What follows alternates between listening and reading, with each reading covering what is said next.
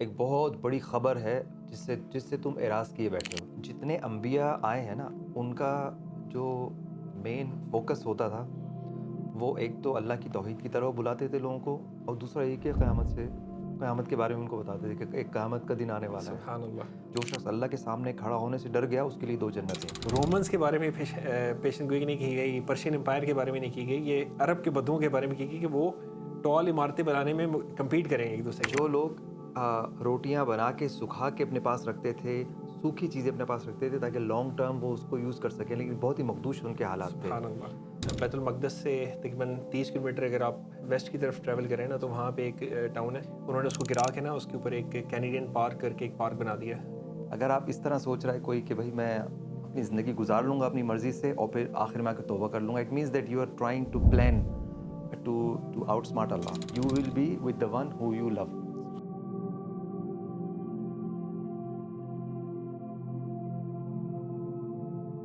بسم اللہ، اللہم صلی علی محمد وعلی آل محمد وبارک وسلم. السلام علیکم ورحمۃ اللہ وبرکاتہ. Welcome back to the podcast. آج بھی ہمارے ساتھ احمد بھائی موجود ہیں.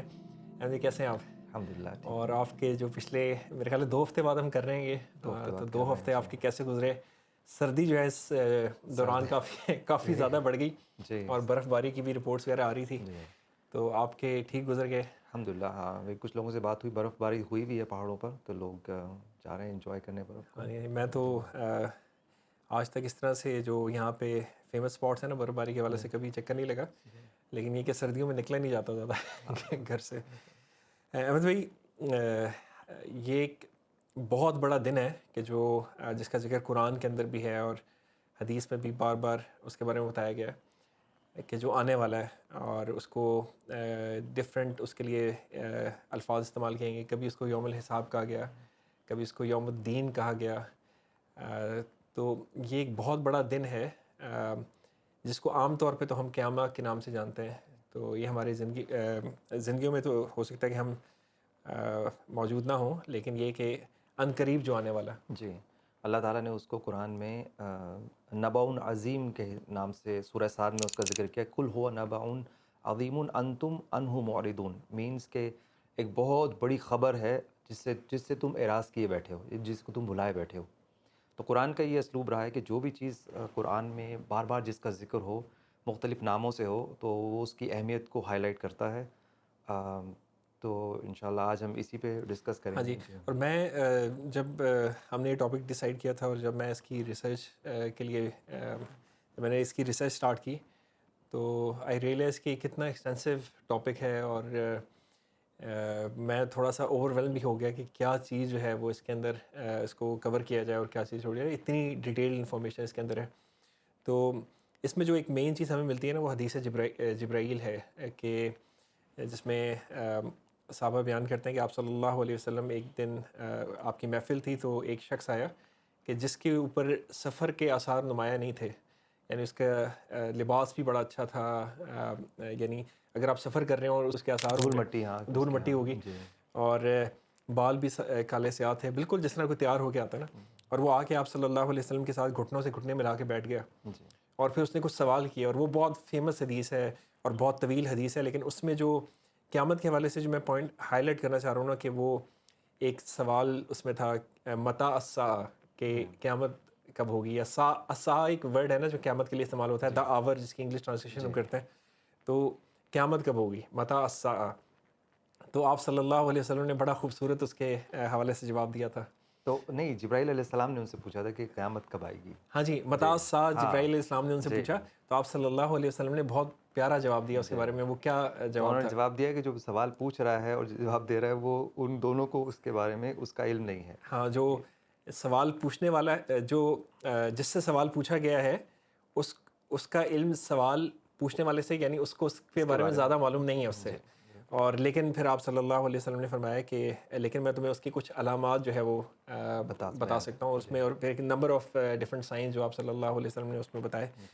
تو یہ ایک بہت بڑا دن ہے احمد بھائی، جس کو ہم تھوڑا سا آج فردر ایکسپلور کریں گے کہ اس میں اور اتنا ایکسٹینسو ٹاپک ہے کہ اس کی ساری چیزیں تو کور کرنا، اس کے بارے میں سوچنا بھی محال ہے.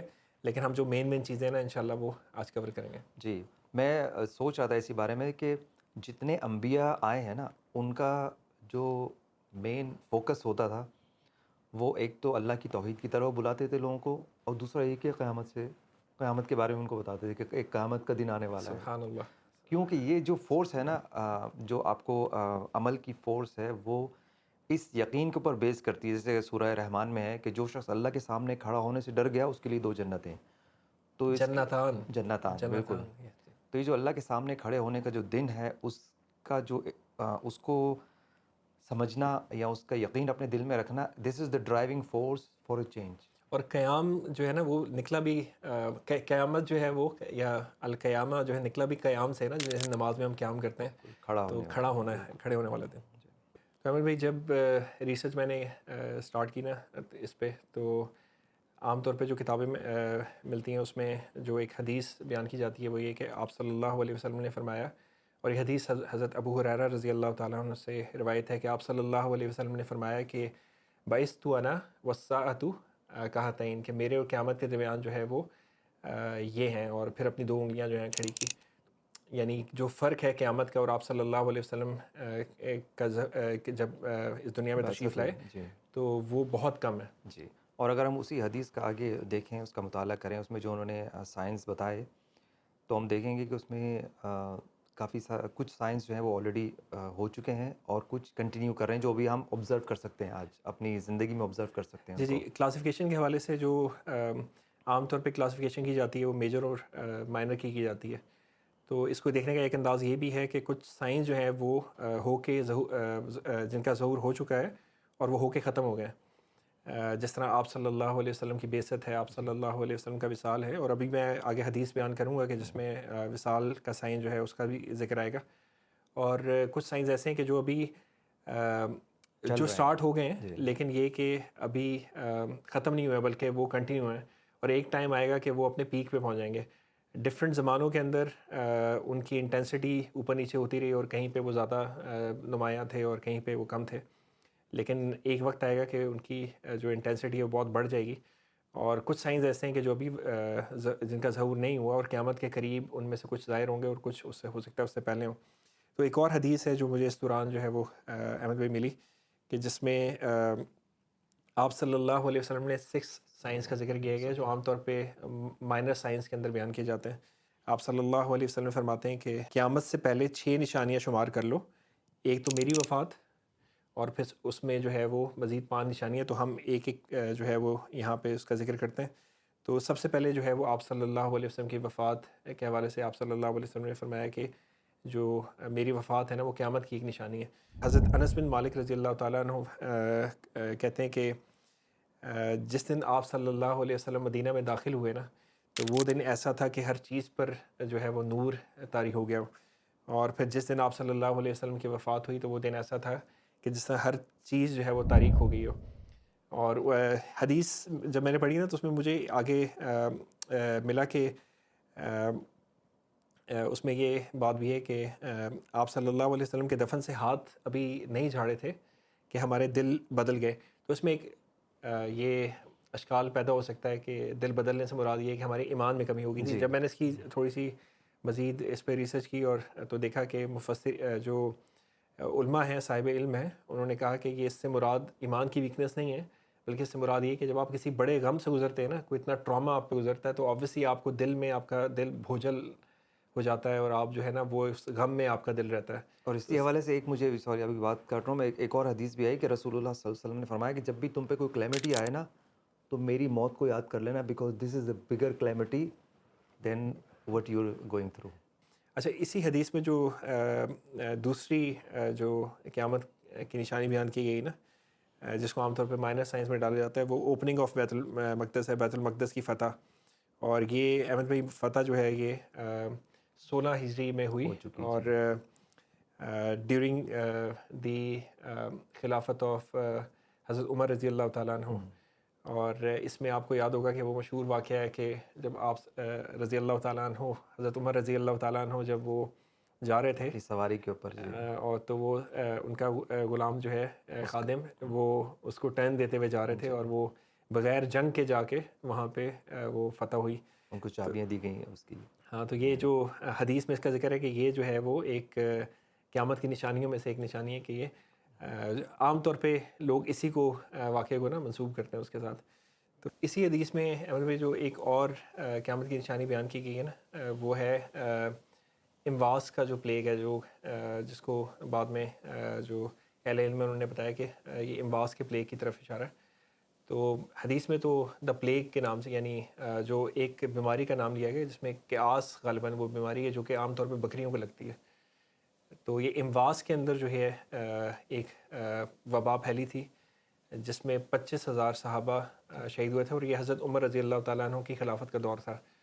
امواس جو ہے نا یہ بیت المقدس سے تقریباً 30 کلومیٹر اگر آپ ویسٹ کی طرف ٹریول کریں نا تو وہاں پہ ایک ٹاؤن ہے. یہ آج کل تو اسرائیلی کنٹرول کے اندر ہے اور میں جب اس پہ تھوڑی ریسرچ کی تو یہ انہوں نے اس کو گرا کے نا اس کے اوپر ایک کینیڈین پارک کر کے ایک پارک بنا دیا. اس وقت زمانے میں امواس کہلاتا تھا اور یہاں پہ جو وبا تھی اس میں مطلب بہت جلیل القدر صحابہ بھی اس میں 25,000 جو میں نے بتایا مسلمان شہید ہوئے تھے. لیکن اس کے علاوہ اور شہید میں اس لیے کہہ رہا ہوں کہ طاعون کی بیماری جو ہے نا اس کے بارے میں کہا گیا کہ جو اس کی طاعون کی بیماری سے مرے گا وہ شہید ہے. اور جو ان صحابہ میں جو شہید ہوئے نا ان میں بہت جلیل القدر صحابہ معاذ بن جبل ایک صحابی تھے عبیدہ بن جراح. اور عبیدہ بن جراح کے بارے میں تھوڑی بات کرنا چاہوں گا. وہ یہ کہ عبیدہ بن جراح وہ صحابی ہیں کہ جو غزوہ احد کے موقع پہ ان کے سامنے والے 2 دان شہید ہوئے. اور کیسے ہوئے کہ آپ صلی اللہ علیہ وسلم کی جو ان کا جو ہیلمٹ سمجھ لیں وہ ان کے گالوں کے اندر اس کی 2 پنس گھس گئی تھی. اور حضرت معاذ بن جبل رضی اللہ تعالیٰ عنہ نے وہ اپنے دانتوں سے کھینچ کے نکالی جس پروسیس میں ان کے 2 دانت شہید ہو گئے. ان کو کہا جاتا تھا کہ one of the most beautiful صحابہ 2-3 اور صحابہ تھے جن میں وہ شامل تھے کہ جو سب سے خوبصورت صحابہ تھے. اور اس کے علاوہ جو ہے وہ سپہ سالار تھے کہ جب یہ شام کی فتح ہوئی نا اور آپ کو یاد ہے بہت مشہور جنگ ہے یرموک کی. تو اس میں حضرت عمر رضی اللہ تعالیٰ عنہ نے ان کو پورے اس حضرت خالد بن ولید کو ہٹا کے ان کو جو ہے وہ انچارج دیا تھا. لیکن جو ٹیکٹیکل بہت ساری چیزیں تھیں وہ حضرت عبیدہ بن جراح نے حضرت خالد بن ولید کو ہی دے کے رکھی. لیکن یہ کہ اوور آل انچارج جو ہے یہ تھے. اور یہ جس وقت اس بیماری سے شہید ہوئے تو یہ اس وقت شام کے گورنر بھی تھے.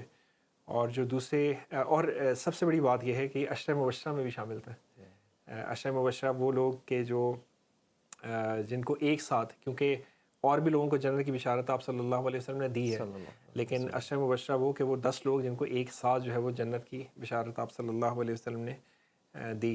اور جو دوسرے جلیل القدر صحابی تھے نا جو امواس کی وبا میں دا پلیگ آف امواس جو ہے اس میں شہید ہوئے وہ معاذ بن جبل تھے.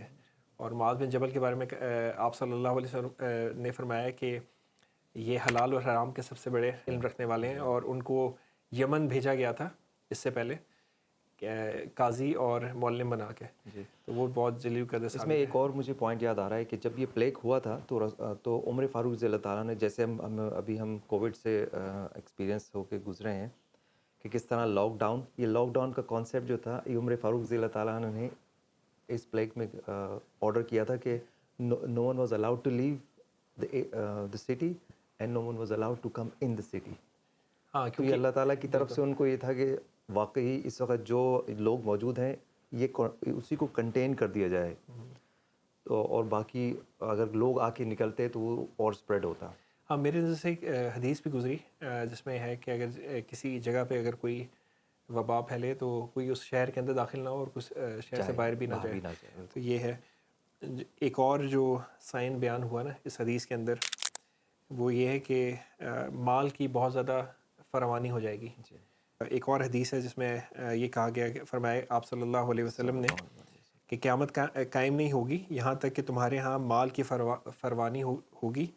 وہ مال بہے گا یہاں تک کہ مال کے مالک کو یہ فکر لاحق ہوگی کہ وہ بطور صدقہ کسی کو دے دے لیکن کوئی صدقہ لینے والا نہیں ہوگا. تو یہ حضرت عمر بن عبدالعزیز کے زمانے میں نا یہ چیز دیکھی گئی تھی کہ صدقہ دینے والا جو ہے اس کو صدقہ لینے والا کوئی ملتا نہیں تھا. جی بالکل. ایک اور حدیث ہے جس میں آپ صلی اللہ علیہ وسلم نے فرمایا کہ زمین اپنے جگر کے ٹکڑے سونے اور چاندی کے ستونوں کی صورت میں اگل دے گی. تو قاتل آئے گا اور کہے گا کہ میں اس کے لیے قتل کرتا تھا. اور جو رشتہ داری توڑنے والا کہے گا کہ میں اس کے لیے قطع رحمی کرتا تھا. اور چور کہے گا کہ کیا اس کے سبب میرا ہاتھ کاٹا گیا. یعنی وہ مال کی ویلیو قیامت سے پہلے مسلمانوں کا دور یعنی پوری دنیا کے مشرق و مغرب سے لے کے حدیث میں اس کی انڈیکیشن ملتی ہے. تو آبویسلی مال کی ابنڈنس بھی اس کے ساتھ جو ہے وہ مطلب ہو جائے گی. لیکن ایک اور بھی اس میں پہلو اس کا ہو سکتا ہے کہ اس زمانے میں اتنے ٹرائلز اینڈ ٹریبولیشنز ہوں گے نا, اور پھر وہ قیامت سر پہ کھڑی ہوگی تو مال کی طرف اس طرح سے دھیان ہی کسی کا نہیں جائے گا. جو اگلی چیز اس حدیث میں بیان کی گئی نا کہ وہ عرب کے اندر جو ہے وہ فتنے کا ذکر ہے, کہ عرب کے اندر ایک فتنہ جو ہے وہ, اور عرب کا جو ہے نا ورڈ اس کے اندر موجود ہے. ایک تو فتنے جو ہیں وہ آپ صلی اللہ علیہ وسلم کے بعد ہی سٹارٹ ہو گئے تھے, جب حضرت عثمان رضی اللہ تعالیٰ عنہ کی شہادت ہوئی, اور اس کے بعد جنگ صفین, جنگ جمل جو ہے وہ ہوئے. لیکن اس کے علاوہ بھی ہم دیکھ رہے ہیں کہ عرب جو ہے وہ ابھی تک فتنوں سے باہر نہیں آ سکا. واللہ عالم کہ یہ فتنہ مزید جو ہے وہ آگے ہو سکتا ہے جا کے بڑھ جائے. حدیث میں جو آخری بات بیان کی گئی نا وہ یہ ہے کہ ایک ٹریٹی مسلمانوں اور رومنس کے درمیان ہوگی, جس کو رومنس بریک کریں گے اور پھر مسلمانوں پہ حملہ آور ہوں گے. اور یہ بتایا گیا کہ ان کے 80 جھنڈے ہوں گے اور 12,000 فوج ہوگی ہر جھنڈے کے نیچے. یہ ایک اشارہ احمد بھائی ہو سکتا ہے جس کو ہم جانتے ہیں ملحمۃ الکبریٰ دا گریٹ وار کے نام سے, اور جس کے بارے میں حدیث میں یہ بھی آتا ہے کہ اتنا قتل و غارت ہوگا کہ ایک پرندہ جو ہے وہ نفاست پسند پرندہ جب اڑے گا اس کو لینڈ کرنے کی جگہ جو ہے وہ نہیں ملے گی. ہاں, اسی میں پھر آگے جو سائن آج ہم دیکھ سکتے ہیں کہ جو عرب کے بدو لوگ ہیں وہ ان کے پاس اتنا پیسہ آ جائے گا کہ وہ اونچی اونچی بلڈنگیں بنائیں گے, کمپیٹ کریں گے ایک دوسرے کے ساتھ. وہ آج ہم دیکھ رہے ہیں خالی پڑی ہوئی بلڈنگ ہے, اور وہ جو ان کا پراپرٹی بوم تھا, ریئل اسٹیٹ بوم بھی وہ ہو گیا, but they are competing only in making tall buildings, کہ جی میری بلڈنگ سب سے اوپر ہو. اور بالکل یہ حدیث جبریل کے اندر جو ہے وہ اس کا ذکر ہے کہ جو ننگے پاؤں ننگے بدن والے بدو ہوں گے نا, وہ اچھا حدیث کے اندر میں نے اسپیشلی جا کے چیک کیا کہ کمپیٹنگ ہے, کہ مطلب یہ نہیں کہ وہ بنائیں گے بلکہ کمپیٹ کریں گے بنانے میں. اور یہ تو میں کبھی کبھی یہ سوچتا ہوں, اور میں مطلب حیران رہ جاتا ہوں کہ یہ تو ہمارے آنکھوں کے سامنے ہے, مطلب ایک, اور ہم جو ہے وہ اپنی آنکھوں سے دیکھ رہے ہیں. اور یہ سارا جو پیسہ آیا اور بلڈنگز جو بنانے کا یہ عمل تھا, اگر یہ انڈسٹریل ریولوشن سے پہلے ہوتا نا تو یہ اتنی جلدی نہیں ہو سکتا تھا. تو اس کی ٹائمنگ بھی جو ہے نا, یہ جو تیل کا نکلنا اور جس ٹائم پہ وہ نکلا, اور پھر وہ ساری ٹیکنالوجی آ چکی تھی. اور وہ کیونکہ جب آپ صلی اللہ علیہ وسلم نے پیشن گوئی کی نا, تو اس زمانے میں اگر یہ پیشن گوئی کسی کے بارے میں کرنا بنتی تھی تو وہ عرب کے بدوؤں کے بارے میں نہیں تھی.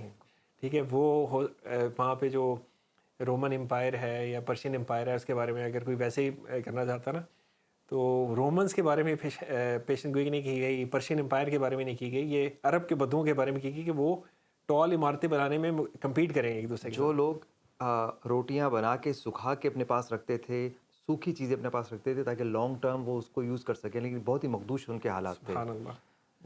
اور ایک اور حدیث بھی اسی حوالے سے, ون آف دا سائن, مجھے نہیں پتا کہ اس حدیث میں ہے, لیکن اس میں یہ ہے کہ ٹائم بہت تیزی سے گزرے گا.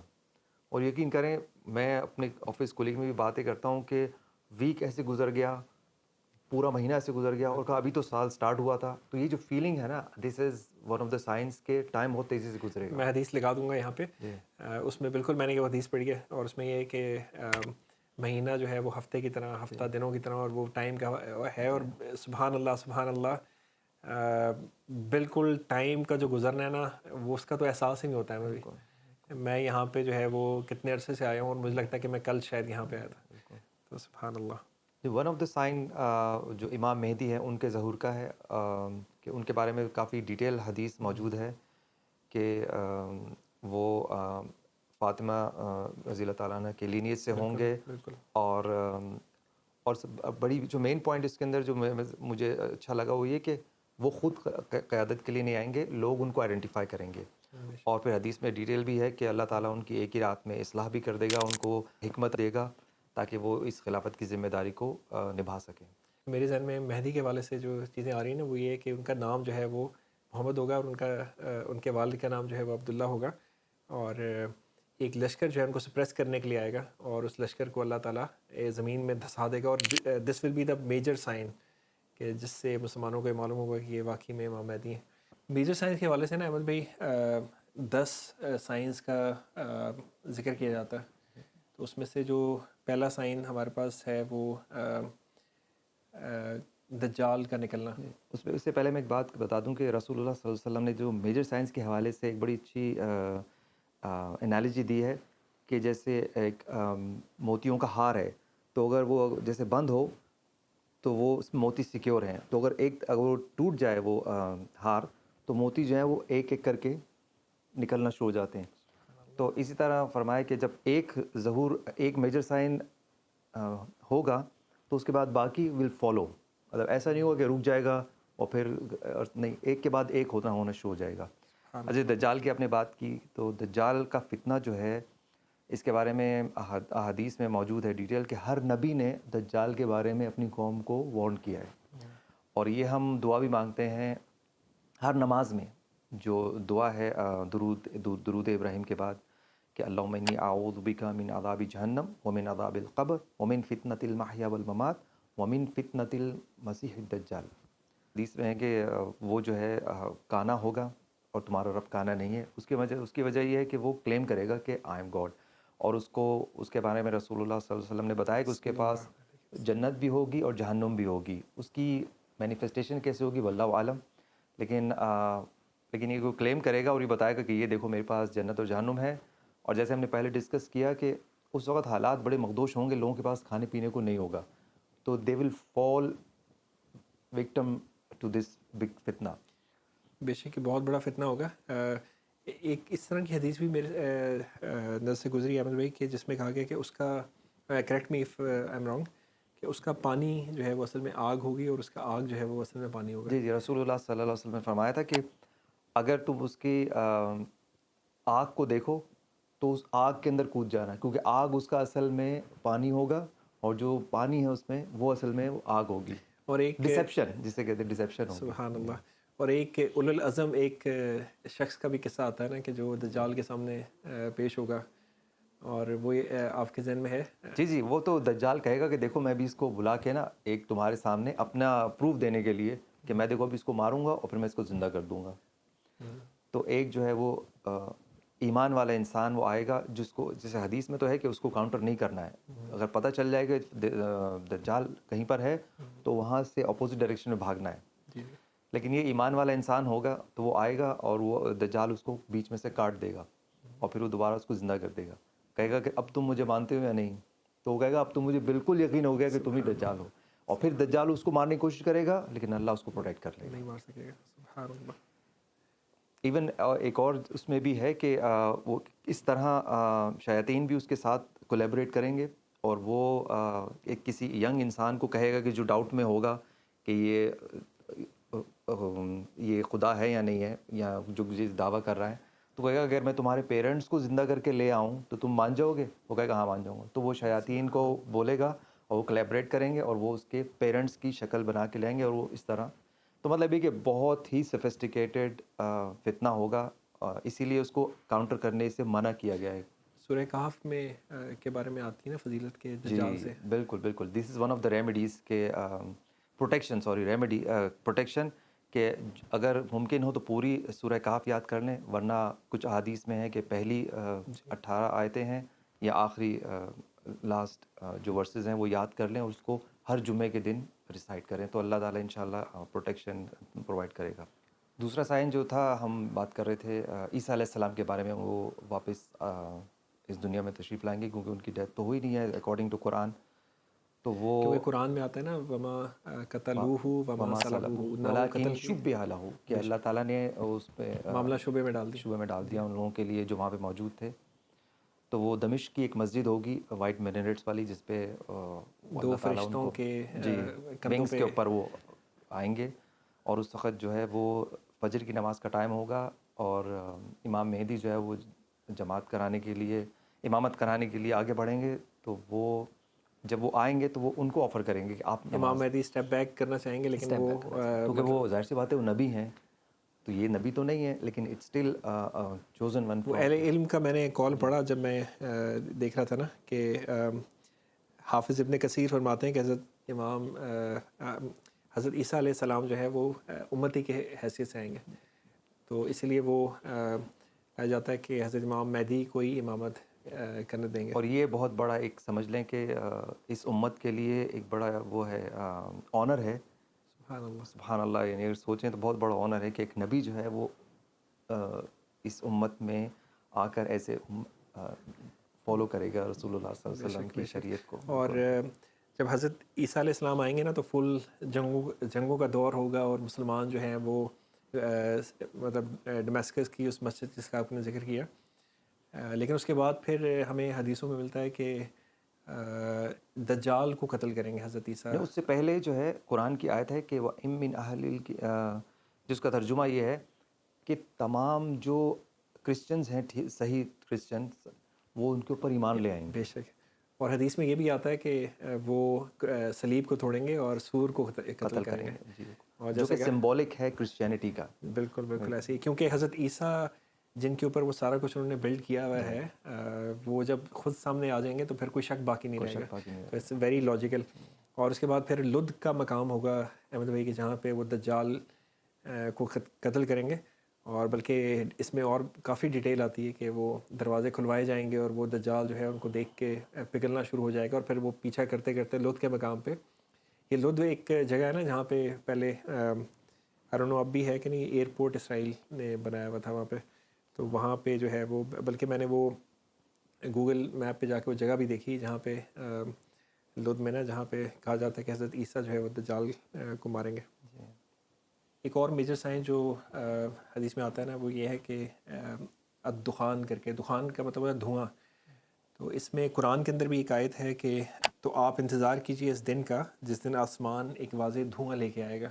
اس میں دو میجر اوپینین پائے جاتے ہیں. کچھ علماء کی رائے ہے کہ یہ ایونٹ جو ہے یہ ہو چکا ہے، اور قریش کے اوپر ایک قحط آیا تھا، اور اس کی وجہ سے جب وہ پتہ ہے کہ ریگستان کے اندر قحط ہو تو پھر گرد و غبار سے پورا دھواں جو ہے نا، اور لوگوں نے آبزرو کیا کہ وہ دھواں رہنا شروع ہو گیا تھا. تو یہ کچھ لوگ اس کی طرف، کچھ علماء اس کی طرف اشارہ کرتے ہیں کہ یہ وہ ہو چکا ہے. سینڈ سٹارم جس کو کہتے ہیں، سینڈ سٹارم بھی کہہ سکتے ہیں. اور وہ قحط سالی کی وجہ سے جو گرد و غبار کا ایک پورا ایک ایٹماسفیئر کے اندر رہتا ہے نا، تو کچھ لوگ اس کی طرف اشارہ کرتے ہیں. لیکن کچھ علماء کہتے ہیں کہ یہ ایونٹ جو ہے نا یہ قیامت کے قریب جو ہے وہ ہوگا. تو اس میں اب اگر ہم اس کو تھوڑا سا دیکھنا چاہیں آج کل کے دور میں جو نئی انفارمیشن ہمارے سامنے آئی ہے، تو ہم اس کو امیجن کر سکتے ہیں کہ آج کل جو جس طرح کے ویپنز اور یہ سارا کچھ آ چکا ہے، تو یہ بعید نہیں ہے کہ کوئی کسی وار کے نتیجے میں، لیکن واللہ عالم، یہ اس کا جو علم ہے وہ اللہ تعالیٰ کے پاس ہی ہے. تو قیامت کی جو میجر نشانیوں میں سے ایک ہے یاجوج ماجوج کا سائن، جس کا قرآن میں بھی ذکر ہے سورہ کہف میں. تو اس کے بارے میں بھی کافی ڈیٹیل احادیث میں موجود ہے. اور وہ اس طرح جب آئیں گے، ان کا جب ظہور ہوگا، جیسے سورہ کہف میں ذوالقرنین کا ذکر ہے. جب انہوں نے ایک وادی میں پہنچے اور انہوں نے کمپلین کی ذوالقرنین کو کہ یہ یاجوج ماجوج نے یہاں پہ کرپشن کرتے ہیں، فساد پھیلاتے ہیں اس وادی میں، تو آپ ہماری ہیلپ کریں. تو انہوں نے ان کے ساتھ مل کے ایک دیوار وہاں پہ قائم کر دی، کہ جس پر پھر قائم کرنے کے بعد انہوں نے کہا کہ یہ تب تک قائم رہے گی کہ جب تک اللہ کا حکم نہیں آ جاتا. جس دن اللہ کا حکم آ گیا، مینس کہ اللہ تعالیٰ اجازت دے گا ان کو باہر آنے کی اس فتنے کو، دین دے ول کم آؤٹ اور دے ول کریٹ ڈسٹرکشن آن دس ارتھ. اور وہ پورے پانی جو ہے دریاؤں کے پانی ختم کر دیں گے، چیزیں ہر چیز کھا جائیں گے. ایون سو مچ سو کہ اس وقت عیسیٰ علیہ السلام موجود ہوں گے. اللہ تعالیٰ ان کو حکم دے گا کہ آپ اپنے ایمان والے جو ساتھی ہیں، جو بھی آپ ایمان لائے ہیں، ان کو لے کے آپ غار میں، طور کا ذکر آتا ہے نا، ہاں، کسی مطلب کیو میں چھپ جائیں، and then Allah will destroy. وہ پھر وہ اتنے ایروگینس میں اتنے آگے چلے جائیں گے کہ وہ حدیث میں آتا ہے کہ وہ جو تیر ہیں وہ آسمان کی طرف پھینکیں گے اور وہاں سے وہ بلڈ لگ کر آئے گا. وہ کہیں گے دیکھو ہم نے اللہ کو بھی. اچھا، ان کی موت کے حوالے سے آتا ہے نا کہ ایک کوئی ان کی گردنوں میں کوئی کیڑا یا کوئی بگ، اس کا ذکر آتا ہے کہ اس کی وجہ سے ان کی موت ہوگی، اور پھر اللہ تعالیٰ ایک بارش بھیجے گا جس سے وہ سارا ان کے کاپسز وغیرہ جو ہے نا وہ صاف ہو جائیں گے. حدیث میں 3 جگہوں سے زمین کے دھسنے کا ذکر آتا ہے، اور اس میں فرمایا گیا کہ مشرق میں اور جزیرۃ العرب کا ذکر آتا ہے کہ وہاں سے زمین دھس جائے گی، اور مغرب میں دھس جائے گی. اور ڈیفینیٹلی یہ جو دھسنا ہے یہ ایک میجر دھسنا ہوگا. یہ چھوٹے چھوٹے سنک ہوز نہیں ہوں گے، بلکہ ابن حجر غالباً فرماتے ہیں کہ یہ جو خسوف عربی کا ورڈ ہے نا، یہ اتنے بڑے بڑے سنک ہوز ہوں گے کہ یہ اس کے بعد زمین کا جغرافیہ جو ہے وہ تبدیل ہو جائے گا. تو یہ 3 جو بڑے خسوف ہیں، ایک ایسٹ میں، ایک جزیرۃ العرب میں، اور ایک جو ہے ویسٹ میں، یہ زمین کا جو دھسنا ہے یہ بھی قیامت کی نشانیوں میں شامل ہے. اور اس کے بعد احمد بھائی یہ تو بہت مشہور ہے کہ سورج کا جو مغرب سے نکلنا ہے، جی، تو وہ بھی ایک قیامت کی نشانی اس ہے. کے بارے میں تو سائنٹسٹ میں ایک وہ دیکھ رہا تھا میں، سائنٹیفک ویڈیو، اس میں بتا رہے تھے کہ ارتھ کی جو میگنیٹک فیلڈ ہے نا وہ چینج ہوگی، and at some stage earth will start rotating on an opposite direction, which means کہ جو سورج جو ہے وہ مغرب سے نکلے گا. ہاں، یہ تو سائنس آج آ کے ڈسکور کر رہی ہے نا، لیکن ہمیں تو جو ہے وہ مطلب یہ کہ پاسبلٹی ہے، سائنس مان رہی ہے کہ یہ ہوگا. اچھا وہ اب نظر آنا شروع ہو گئی ہے بالکل ان کو بھی. تو بالکل یہ اس کے بارے میں ہمیں بھی کہا گیا کہ جب سورج مغرب سے نکل آئے گا نا، تو اس کے بعد پھر کسی کا ایمان اس کو فائدہ نہیں دے گا، یعنی نہ توبہ جو ہے وہ. کیونکہ اس سے پہلے اتنے سارے سائنس گزر چکے ہوں گے کہ اب بھی اگر کوئی ایمان نہیں لے کر آیا ہوگا تو جب سورج کو وہ دوسری سائڈ سے نکلتے دیکھے گا اس کے بعد وہ کہے گا کہ اب میں ایمان لایا، تو اس کا ایمان اس کو فائدہ نہیں دے گا. جی جی. اور پھر ایک بھائی دابا کا ذکر آتا ہے. یہ دابا دابا بیسٹ کہتے ہیں، مطلب وہ رینگنے والا جانور جو ہے نا، اس کا دابۃ الارض کہتے ہیں، ہاں، جو زمین پر چلے گا، رینگے گا یا چلے گا، اور وہ لوگوں سے بات کرے گا اور لوگوں کو وہ پوائنٹ آؤٹ کرے گا، جی جی. مہر لگائے گا کہ ہاں، جی. کچھ حدیث میں آتا ہے کہ کچھ علماء بیان کرتے ہیں کہ نشان لگائے گا جو کفار ہوں گے، اہل ایمان ہوں گے، اور جن کے دلوں میں ایمان نہیں ہوگا ان کے درمیان فرق کرنے کے لیے. اور بات کرنے کا بھی، جس طرح آپ نے کہا کہ بات کرنے کا ذکر بھی ہے. اور اگر مزید آپ اس کی ڈیٹیل دیکھیں تو یہ مکہ کے علاقے سے زیادہ تر کہا جاتا ہے کہ وہاں سے شاید یہ نمودار ہو. تو یہ ایک one of the major signs of the یوم القیامہ. اور یہ بھی اتنا مطلب سائن ہوگا کہ ڈیفینیٹلی یہ مطلب پیپل کانٹ اگنور کہ یہ تو ایک بہت ہی ہے. اور پھر آخر میں جو ہے احمد بھائی یمن سے ایک آگ نکلے گی، اور وہ پھر لوگوں کو جو ہے وہ ہانکتی ہوئی جو ہے لے کے جائے گی، بلکہ حدیث میں پش کرے گی لوگوں کو کہ وہ ایک فائنل ڈیسٹینیشن کی طرف جائیں. جی جی. حدیث میں صحیح مسلم کی حدیث ہے، اور اس میں یمن سے آگ نکلنے کا ذکر ہے، اور اس میں یہ ہے کہ محشر کی طرف ان کو ہانک کے لے جائے گی. قیامت کو لے کے اور دجال اور امام مہدی کے جو ٹاپکس ہیں نا، اس کو لے کے کافی انٹرسٹ جو ہے لوگوں کے اندر ہوتا ہے، اور انٹرسٹ ہونا کوئی بری بات نہیں ہے، لیکن اس کو گائیڈڈ ہونا چاہیے. تو سنت میں یا آپ صلی اللہ علیہ وسلم کی سیرت سے ہمیں کوئی اس بارے میں کوئی گائیڈنس ملتی ہے؟ جی بالکل، رسول اللہ صلی اللہ علیہ وسلم کی حدیث کا اگر ہم مطالعہ کریں کہ جو اس حوالے سے ہے کہ ایک بدو نے آ کے رسول اللہ صلی اللہ علیہ وسلم سے پوچھا کہ قیامت کب آئے گی، تو انہوں نے ایک نوجوان کی طرف پوائنٹ کرتے ہوئے کہا کہ جب یہ بڑا ہوگا یا یہ جوان بوڑھا ہوگا تو تمہاری قیامت تو سٹارٹ ہو گئی.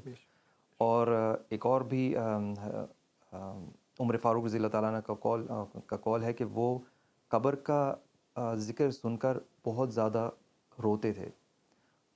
قیامت کے ذکر سن کر اتنا نہیں روتے تھے جتنا قبر کا، کیونکہ وہ یہ کہتے تھے کہ یہ قیامت کی منزلوں میں سے پہلی منزل ہے. اور میں اس کو اس طرح دیکھتا ہوں کہ جب ابھی ہر چیز ہمارے آنکھوں سے اوجھل ہے، لیکن جیسے ہی پہلا سٹیپ موت کا ہو جاتا ہے تو ہمیں پھر دوسری ڈائمنشن، آلدو یہ برزخ کا ایریا ہوتا ہے، ابھی ہمارے اوپر اور جو اس کے بعد کی منزلیں وہ نہیں کھلی ہوتی، لیکن ہمیں یہ پتہ چل جاتا ہے کہ یہ جو زندگی ہمیں ملی ہے موت کے بعد، ٹرانزیشن جو پیریڈ ہے، اس میں بھی ہم پر کافی حقائق کھل جاتے ہیں. تو اگر تو وہاں پر ہماری سچویشن ٹھیک ہے دین الحمدللہ، کہ جیسے حدیث میں ہے کہ جو نیک انسان کی جس کی ڈیتھ ہوتی ہے تو وہ جا کے ان لوگوں سے ملتا ہے جو اس سے پہلے جن کی ڈیتھ ہو چکی ہے، اور وہ سوال کرتا ہے پیچھے رہ جانے والوں سے، ان کے بارے میں، اپنے اہل و عیال کے بارے میں پوچھتا ہے، اور اگر اس کی کنڈیشن ٹھیک نہیں ہے تو وہاں سے اس کا عذاب کا سلسلہ سٹارٹ ہو جاتا ہے. اور یہ اس میں ایک بدو کا بھی کے حوالے سے بھی آتی ہے نا حدیث، کہ وہ یاد ہے آپ کو کہ جی، تو ایک بدو نے ایک اور ٹائم پر رسول اللہ صلی اللہ علیہ وسلم سے پوچھا، یہ بڑی مجھے بہت اچھی لگتی ہے حدیث یہ. تو اس نے پوچھا، جیسے اپنے بدوؤں کا اسٹائل ہوتا ہے کہ اسٹریٹ سوال کرتے ہیں، اسٹریٹ شوٹر ہوتے ہیں کہ ہاں کہ کب آئے گی حدیث. تو انہوں نے کہا کہ تم نے کیا پریپیئر کیا کیا اس کے لیے. انسان ہوتا ہے نا بھائی، ایگزام آنے والے ہیں تو ایگزام کب آئیں گے، تو بھائی ہم نے پریپیئر کیا کیا ہے. اور تو انہوں نے اسی حوالے سے سوری آپ کی بات کاٹوں، اسی حوالے سے یہی اسلوب جو ہے نا، کیونکہ جو صحابہ تھے وہ بھی آپ صلی اللہ علیہ وسلم کو ٹرین کیا تھا، تو جب آپ صلی اللہ علیہ وسلم نے دجال کا غالباً ذکر کیا تو صحابہ کا یہ نہیں تھا کنسرن کہ مطلب وہ کیسا یہ، لیکن ان کا مین کنسرن یہ تھا کہ ہم اس سے کیسے بچیں گے کیسے. اسی بات کو لے کے جب پریکٹیکل، کیونکہ اسلام میں دیکھیں نا ہم چیزیں جو احکامات اللہ کے ہیں وہ صرف سننے کے لیے نہیں ہیں، عمل کرنے کے لیے ہیں. تو اسی لیے رسول اللہ صلی اللہ علیہ وسلم نے پوچھا کہ تم نے کیا پریپیئر کیا ہے، تم یہ بات کر رہے ہو قیامت کا پوچھ رہے ہو، قیامت بہت بڑا جیسے ایونٹ ہونے والا ہے. تو اس نے بہت ہی زبردست جواب دیا جو آپ کے ہمارے لیے ایک ہوپ بھی ہے. تو اس نے کہا کہ یا رسول اللہ میں نے بہت کوئی زیادہ عبادتیں یا نوافل اور تہجد میرے پاس نہیں ہے، لیکن آئی لو، مجھے محبت ہے اللہ اور اللہ کے رسول سے. تو بہت پیارا جواب دیا رسول اللہ صلی اللہ علیہ وسلم نے کہ you will be with the one who you love. سبحان اللہ. تو اپنی دل کے اندر اللہ اور اللہ کے رسول کی محبت کو ہم رکھیں، اور بہترین طریقہ اللہ اور اللہ کے رسول کی محبت کو شو کرنے کا یہ ہوتا ہے ود اوبیڈینس. اس میں کیونکہ جو صحابہ تھے نا وہ تو آپ صلی اللہ علیہ وسلم سے ان کی محبت میں کوئی شک نہیں تھا، تو اس میں جو میں نے سنا ہے نا کہ صحابہ کہتے تھے کہ یہ دن ہمارے لیے سب سے خوشی والا دن تھا. تو ان کو تو مطلب ان کے دل تو محبت سے لبریز تھے نا.